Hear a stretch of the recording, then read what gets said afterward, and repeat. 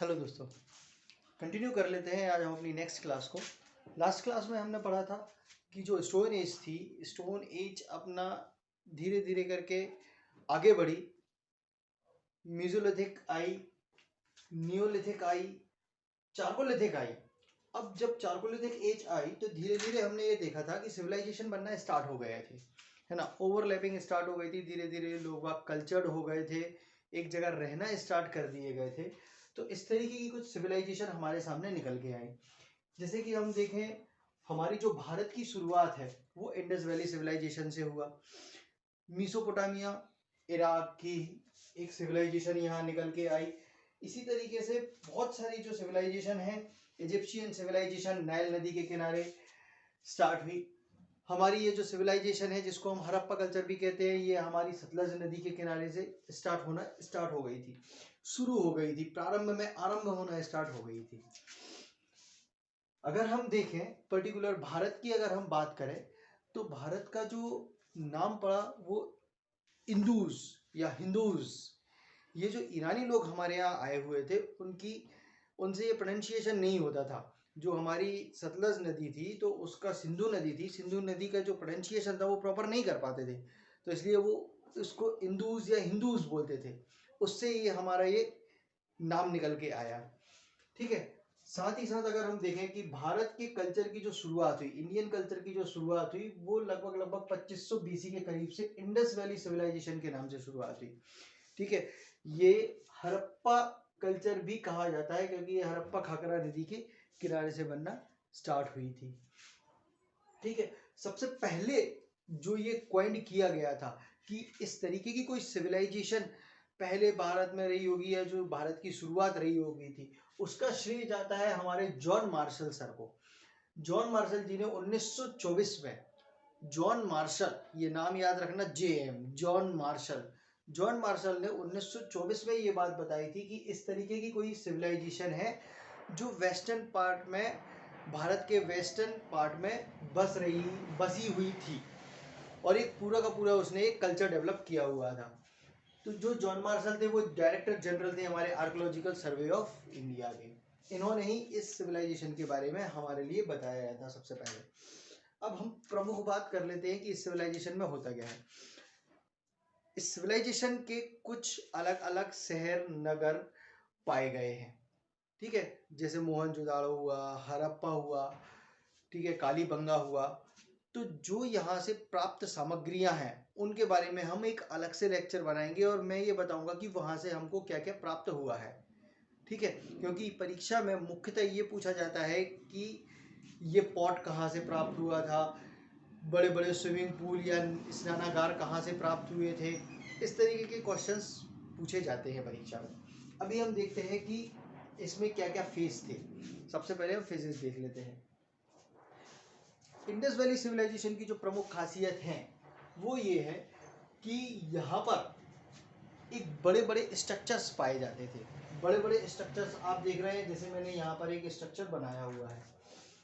ये जो एक बड़ा स्ट्रक्चर है, इसको सबसे अच्छा अगर आसानी से समझना हो तो हमने सब लोगों ने अलादीन जरूर देखा है। तो अलादीन में जो जैस्मिन है ना, जैस्मिन के पिताजी वहाँ के राजा हुआ करते थे, तो उनका एक महल देखा होगा आपने, बिल्कुल लंबा सा महल। तो ये देखो, ये बिल्कुल एक लंबा सा महल है, और साथ ही साथ में बाकी उनकी जो बस्ती बसी हुई है वो छोटी छोटी बस्ती यहाँ पर बसी हुई है ना। इस लंबे से महल को बोला जाता था सीटाडेल, इसको बोला जाता था सीटाडेल, ठीक है। अब अगर कोई भी सिविलाइजेशन है तो उस सिविलाइजेशन के बारे में हमको पता कैसे चलता है, उस सिविलाइजेशन के बारे में पता ऐसे चलता है कि अगर यहाँ पर कुछ लोग या जहाँ पर जो लोग हैं वो जिस सामग्री को इस्तेमाल कर रहे होते हैं, और यहाँ पर अगर कुछ लोग हैं वो एक उसी सामग्री को उसी तरीके से इस्तेमाल कर रहे होते हैं, तो हमको मालूम चलता है कि ये सेम टाइम का सेम सिविलाइजेशन की हम बात कर रहे हैं, ठीक है। अब मैं बताऊं कि यहाँ पर हमने जैसे सीटाडेल की बात करी, तो सीटाडेल एक क्या होता है। सीटाडेल एक बहुत लंबा सा टावर या हम कह ले एक महल होता है, जहाँ पे कमांडर या जो वहाँ उस बस्ती का जो भी कमांडर वगैरह रहता होगा वो इस सीटाडेल में रहता होगा, जिससे कि वो पूरे नगर में, ये देखो पूरे नगर को वो ऊपर से देख रहा है कि मेरे नगर में सब कुछ बढ़िया चल रहा है। ये लगभग लगभग 12 मीटर के हुआ करते थे और साथ ही ये बेक्ड ब्रिक से बने हुए थे। मतलब इसमें जो ईंटें से बनाया गया था वो एकदम पकी हुई ईंटों से हमने इसको बनाया गया था। हमने तो नहीं, पर उन लोगों ने इसको बनाया था। अब एग्जैक्ट इन्फॉर्मेशन तो इसके बारे में किसी को नहीं पता। एग्जैक्ट इन्फॉर्मेशन इसलिए नहीं पता क्योंकि ना हम थे ना कोई और था। हमको तो जो पुरातत्व विभाग से या जो पुरातत्व चीजें हमको प्राप्त हो रही हैं उनसे हमें कुछ अंदाजा लगा सकते हैं कि इस तरीके का हुआ होगा। Be a diplomatic in answer. Okay, तो ये क्या थे, बहुत ऊंचे हुआ करते थे और नीचे इनके पूरा का पूरा शहर बसा हुआ करता था। अब ये बोर्ड है, मैंने इसको 4 भागों में बांट दिया। ये मेरा नॉर्थ है, ये साउथ है, ये वेस्टर्न पार्ट है और ये ईस्टर्न पार्ट यहाँ पर हम देख रहे हैं। तो जो इस सिविलाइजेशन के 4 विशेष पॉइंट निकल के आते हैं कि सबसे नॉर्दर्न पार्ट जो इंडस वैली सिविलाइजेशन का है वो कहाँ पर पाया जाता है, तो ये है मांडा में। ठीक है, जो सबसे नॉर्दर्न पार्ट मांडा में जम्मू एंड कश्मीर में पाया जाता है। सबसे सदर्न पार्ट दाइमाबाद महाराष्ट्र में पाया जाता है। उसके बाद से फिर कल्चर चेंज होना स्टार्ट हो गया था। ठीक है, दाइमाबाद महाराष्ट्र। सबसे जो वेस्टर्न पार्ट है वो कहलाता है सौतगन डोर। ठीक है, या इसको मकरान तट भी बोलते हैं, जो कि अब पाकिस्तान में है। और जो सबसे ईस्टर्न पार्ट है ये है आलमगीरपुर उत्तर प्रदेश में। आलमगीरपुर उत्तर प्रदेश। ठीक है, इसको बहुत अच्छे से अगर हमें याद करना है तो MD ऐसे हम याद कर सकते हैं। MD ऐसे, MD ऐसे।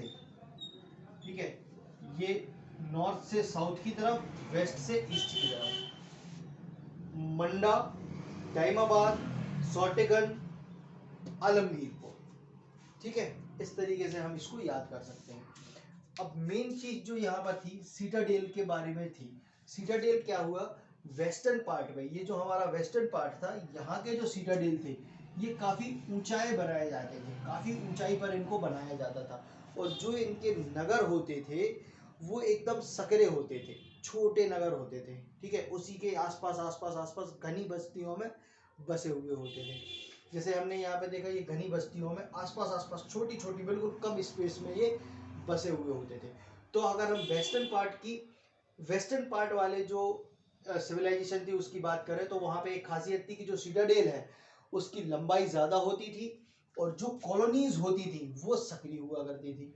वहीं अगर हम ईस्टर्न पार्ट की बात करें तो ईस्टर्न पार्ट में जो हाइट होती थी सीटाडेल की ये कम होती थी। जो सीटाडेल की हाइट है वो कम होती थी और जो कॉलोनीज थी ये फैले हुए थे। जो कॉलोनीज उनकी हैं वो गांव जो या बस्ती हम कहना चाहिए, ये सारे के सारे इनके फैले हुए हैं और सीटाडेल की हाइट कम है। ठीक है, ये दो आपको याद रखना है कि वेस्ट में ऊंचाई ज़्यादा, ईस्ट में सीटाडेल की ऊंचाई कम। वेस्ट में कॉलोनीज जो है वो सक्रिय, ईस्ट में कॉलोनीज फैली हुई। ठीक है, इस तरीके की कॉलोनीज वहाँ पर पाई जाती थी। तो सीटाडेल आपको बहुत अच्छे से शायद समझ में आ गया होगा कि सीटाडेल क्या होता है। एक लंबा टावर होता है, महल टाइप होता है, जिसमें जो भी वहाँ का महाराजा या कमांडर जो हुआ करता था वो रहता होगा और जिससे कि वो पूरे के पूरे शहर पर नजर रख सके। यहाँ देखो इनकी बैठ के ये लोग मीटिंग भी कर रहे हैं। यहाँ पर देख सकते हो ये राउंड टेबल कॉन्फ्रेंस हो रही है, यहाँ पे मीटिंग कर रहे हैं ये।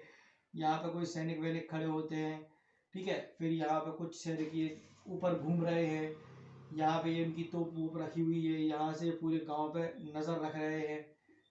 ठीक है, इस तरीके से ये अपने गुजारा करते थे।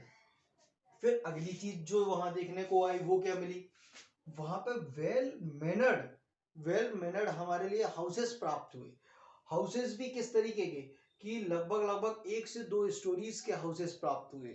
ऐसे हाउसेस प्राप्त हुए जहां पर एक अरेंज्ड मैनर में बाथरूम्स मिले, सेपरेट रूम्स मिले, बाथरूम्स मिले हैं, सेपरेट रूम्स मिले हैं, 1 1 2 2 स्टोरेज मिली हैं, अन्न के खान मिले हुए हैं कि जहाँ पर वो अपना अनाज ला के रखते थे।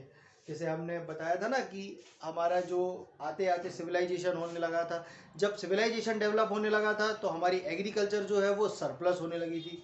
सरप्लस का मतलब क्या होता है कि पहले के ज़माने में लोग क्या करते थे, तुरंत आज कमाया आज ही खाया। और सरप्लस का मतलब होता है कि हमने बहुत सारा अनाज लिया, उसको इकट्ठा किया, अब उसका इस्तेमाल हम आगे जाके भी करेंगे, आने वाले समय भी करेंगे।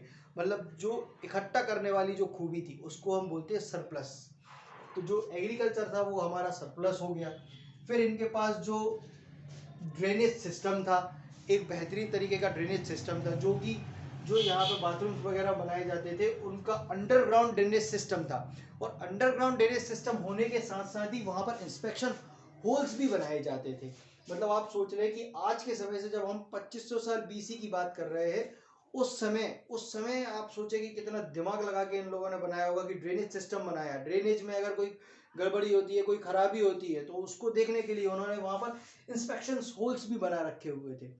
ठीक है, इंस्पेक्शन होल्स, ये बात ध्यान रखें। ठीक है, नेक्स्ट अगर हम देखें तो नेक्स्ट इनके जो मतलब घर अरेंज होते थे वो पूरे के पूरे ग्रिड सिस्टम में अरेंज होते थे। यहाँ पर देखें ग्रिड सिस्टम क्या होता है। ग्रिड सिस्टम ऐसा होता है कि ये आपको दिखाई दे रहा है, ये हमारा एक मेन रोड है इनका। ठीक है, इस मेन रोड के बाजू में ये जो ब्लू कलर से बनाए हुए हैं ये इनके घर हैं। ठीक है, ये ब्लू कलर से घर बने हुए हैं। अब घरों में अगर आप देखें तो ये हमारा मेन रास्ता गया है। अगर यहाँ पे ट्रैफिक जाम लगता है तो आप यहाँ से यहाँ टर्न लेके और यहाँ से आगे बढ़ सकते हैं। इस तरीके का इन्होंने ग्रिड सिस्टम बनाया हुआ था। मतलब एक रोड अगर ब्लॉक हो जाती है तो वो दूसरा रास्ता उन्होंने खोल रखा था, जिससे कि यहाँ पर कभी इस तरीके की व्यवस्थाएं खराब ना हो। ठीक है, इसी सिस्टम को हम बोलते हैं ग्रिड सिस्टम। इसको बहुत ध्यान से देखें कि ये किस तरीके से काम कर रहा है। यहाँ पर घर बने हुए हैं, इनके बीचों बीच, हर घर के बीचों बीच भी एक एक रोड बनी हुई है, जिससे कि जो कनेक्टेड है हमारी मेन रोड से, है ना।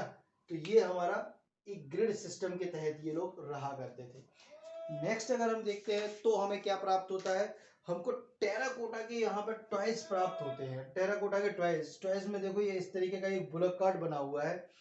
मतलब बुलक कार्ट बना हुआ है, ये लोग वही चीज तो बनाएंगे ना जो उस समय चल रही होती है। मतलब उस समय ये लोग बुलक कार्ट का भी इस्तेमाल करते थे, है ना। ये देखो ये बुलक है और ये उसकी कार्ट है, बुलक कार्ट। ये टेराकोटा के हमें प्राप्त हुए। इस तरीके से छोटे छोटे जो टॉयज हैं वो टॉयज हमारे लिए प्राप्त हुए हैं।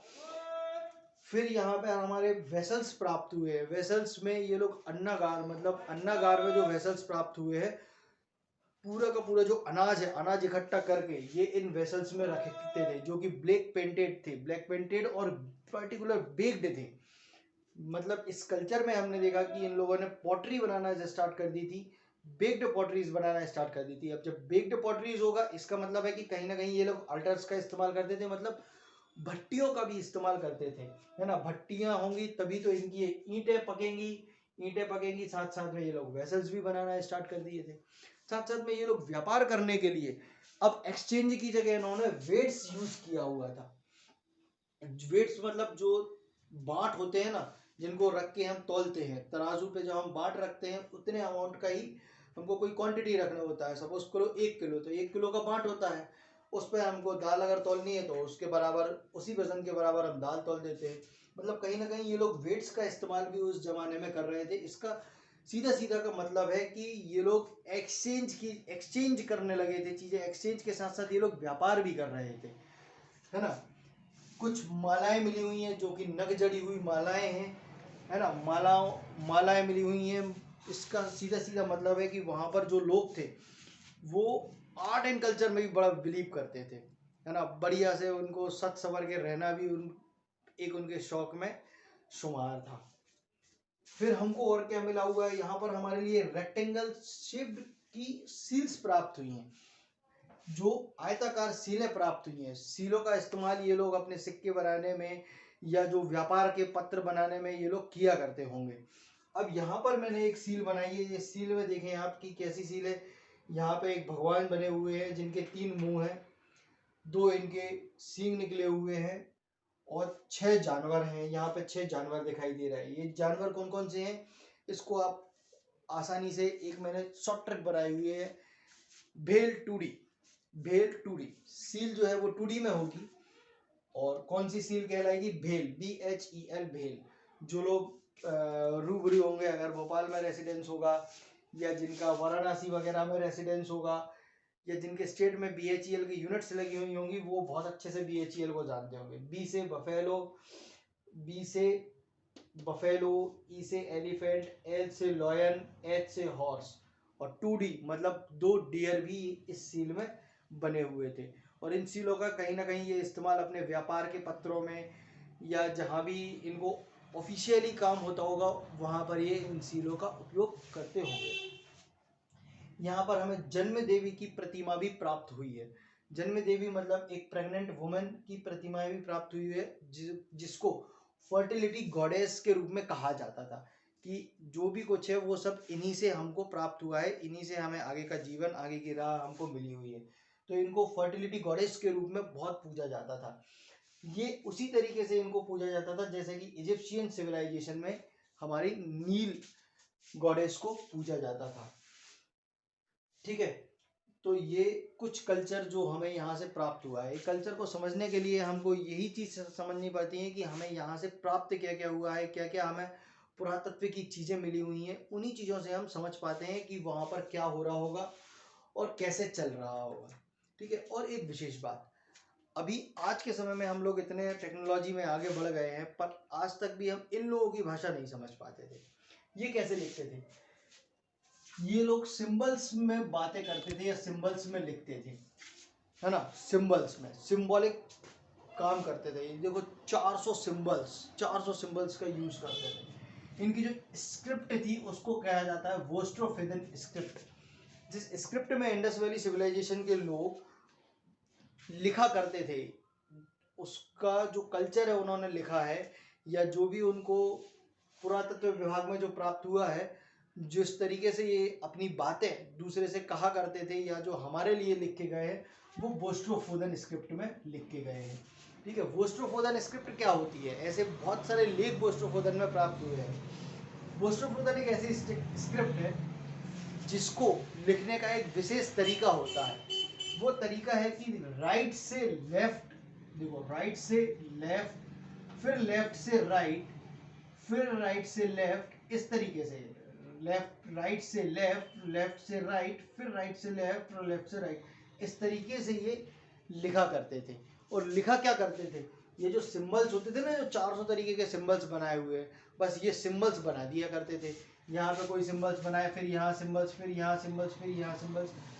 वो लोग तो आपस में समझ लेते थे कि ये हमने क्या लिखा हुआ है, पर आज तक हम लोग इस चीज को नहीं समझ पाए। हम लोग अभी भी इसको समझने की कोशिश कर रहे हैं कि उन्होंने ये वोस्ट्रोफोदन स्क्रिप्ट में क्या लिखा हुआ है।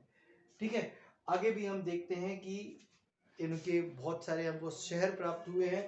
एक एक शहर के बारे में मैं आपसे चर्चा करूंगा और आज के बाद फिर आपको दोबारा उनको पढ़ने की ज़रूरत नहीं है।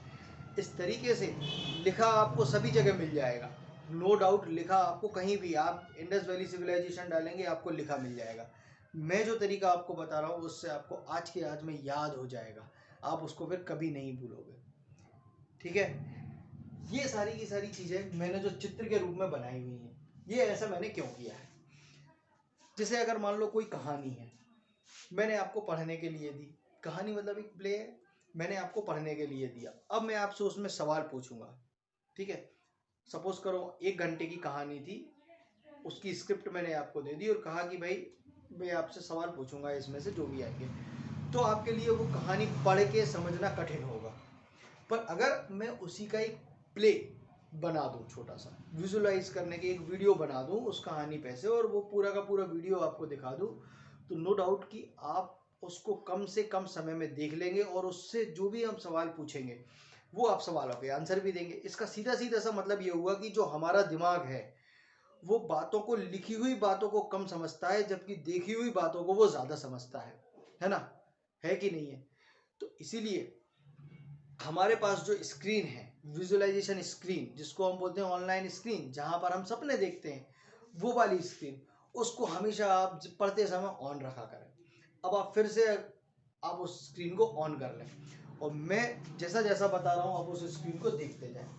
सबसे पहले हमने बात करी थी सीटाडेल की। अब आंख बंद करके उस सीटाडेल को इमेजिन करें कि जो वेस्टर्न पार्ट है इंडस वैली सिविलाइजेशन का, वहां पर सीटाडेल होता था जो कि बहुत ऊंचा होता था। सीटाडेल मतलब अलादीन की जो जैस्मिन थी ना उसका महल टाइप, और नीचे बस्ती होती थी। बस्ती कॉम्पैक्ट होती थी, सक्रिय होती थी।